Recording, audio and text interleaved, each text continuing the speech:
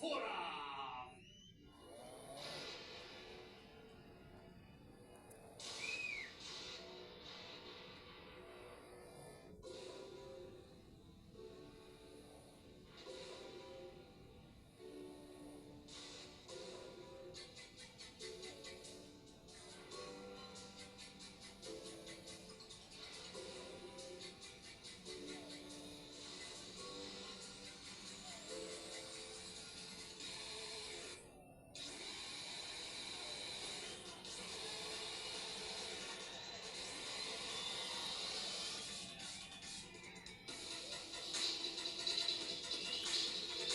Qadrli teletomoshabinlar, galdagi jang uchun ikki sportchi taklif etildi.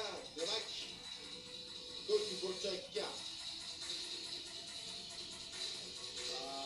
Kiming Narpol Qozog'iston vakili taklif etilgan bo'lsa, qizil burchakka Shokrux G'ofurov O'zbekiston Respublikasi sportchisi. Demak, uning hisobida sariq kartochka bor.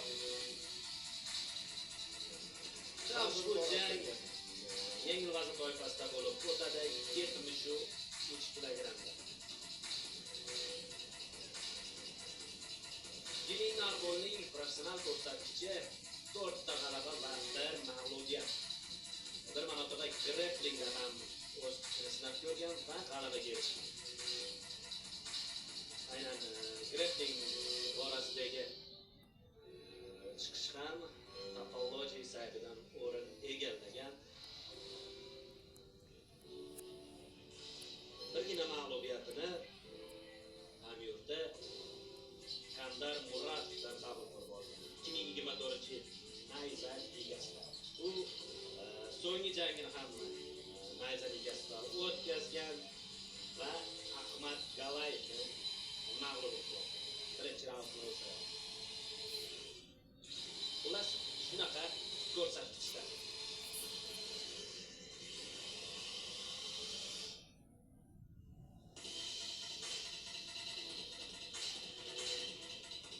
Hamyurtimiz Shokrux G'ofurov esa bitta jang o'tkazgan va g'alabaga erishgan. Aynan Oktagon ligasida.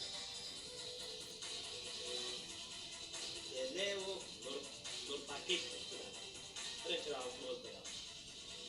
Texnik nokaut yozga g'alaba qozongan. Albatta bu natijalar o'sha rekordlarni o'lchab boruvchi saytlardan olindi, ya'ni ularning ko'rsatkichlari shu tariqa qayd etilgan.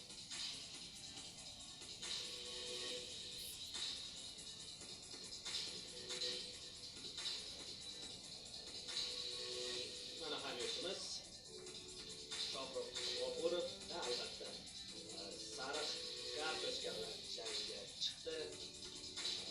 Vazn borasida biroz muammoga kelgan va bu sariq kartochka birinchi raund ekstremalda boy berildi degan. Ему 24 года. Его рост 167 сантиметров. В его активе 4 победы при одном поражении. Вес его 56,7 килограммов. Из Казахстана поприветствуйте Kiming Narpol. 24 yoshli sportchi 5 ta jang o'tkazgan, 4 ta g'alaba, 1 ta mag'lubiyat. Боец из Узбекистана. Ему 23 года, его рост 172 сантиметра. В его активе 2 победы при одном поражении. Вес его 58,2 килограмма. Боец вышел на бой с желтой карточкой. From Uzbekistan, on the red corner. Давайте все вместе поприветствуем грозный Shokrux G'ofurov. Ha do'stlar, bizga 2-1 rekordni taqdim etishdi. Ehtimol hali uning janglari Tapology'dan boshlangandir, navbatdagi janglari. Jang referisi O'zbekistonlik xalqaro toifadagi hakam Otabek Musayev.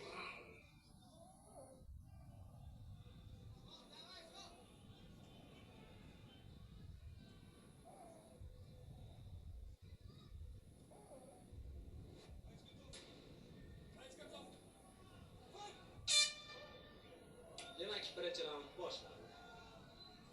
Qizil burchakda Shohrux G'ofurov, ko'k burchakda esa Kimin Arbol. Yengil vazn toifasi.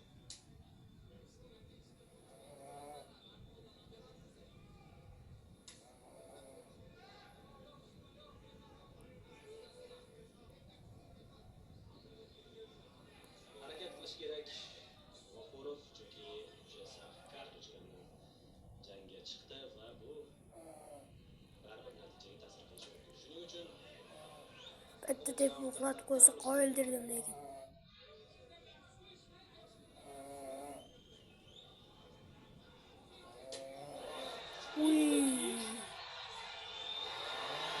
Bosgazdi G'ofur.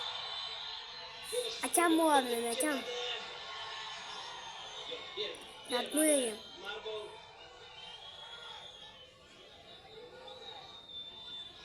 Yaxshi harakat qilgan Martinimiz. endi jangni boshlanishi ko'p. Shuning uchun bunday vaziyatda chiqib ketish biroz oson. Kuch borli paytda buning imkoni bor. Lekin bu o'sha Bu ajoyib ijro.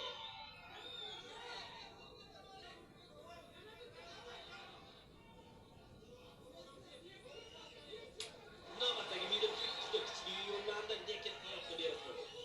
Hozircha takedownni amalga oshirishga yo'l qo'ymadi. G'ofurov qay tarzda, juda ham chiroyli tarzda vaziyatni o'z tomoniga oltira oldi G'ofurov. Yana bosh ustiga o'tib ketadimi? Rostdan. Rostlarni yaxshiroq o'tkazib olishga intilyapti va ana bundan so'ng hujumni boshladi. Lekin Arbol jang partiyaga ko'chadimi? Ko'chmaydi. Endi bekmaunga o'tib ketadi. Bo'ldi, ketdi, itaradi endi. Hozir qiyinchilikka uchrayapti o'tib ketishda. O'sha oyoqlarini o'tkazib olsa, biroz setkadan chiqara olsa, imkoniyat bo'ladi.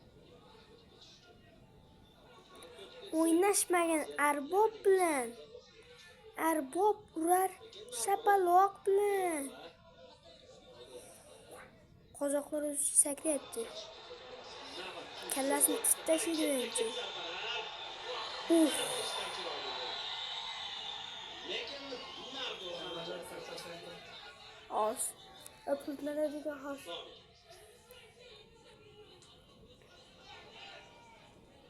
yana bir takedown amalga oshadi.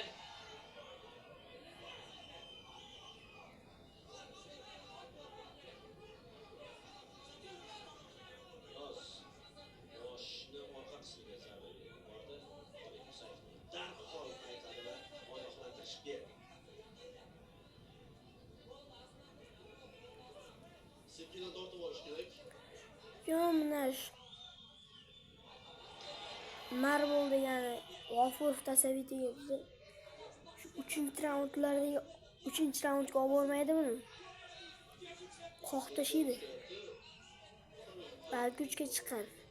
Chunki bu oktagonda O'n qo'l bo'sh. Zarba yo'llasa bo'ladi. Mana endi ushlayapti. do'stim. Jang ko'raligicha ustunlik bilan vakilimiz tomonidan, lekin ishlayverish kerak.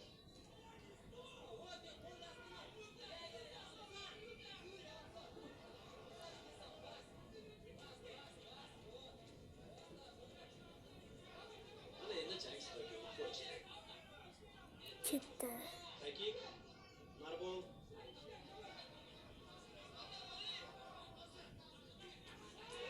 yana bir seriyani ijro etdi. G'ofurov Uy! oyoqni ushladi. Marbol va takedown qo'l yozildi. Hozircha lekin oxiriga yetkaza olgan yo'q.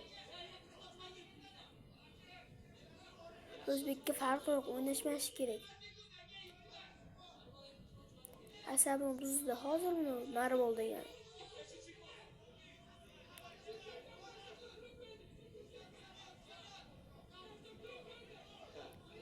Mana shunday tarzda ushlab bo'ladi. 10 sekund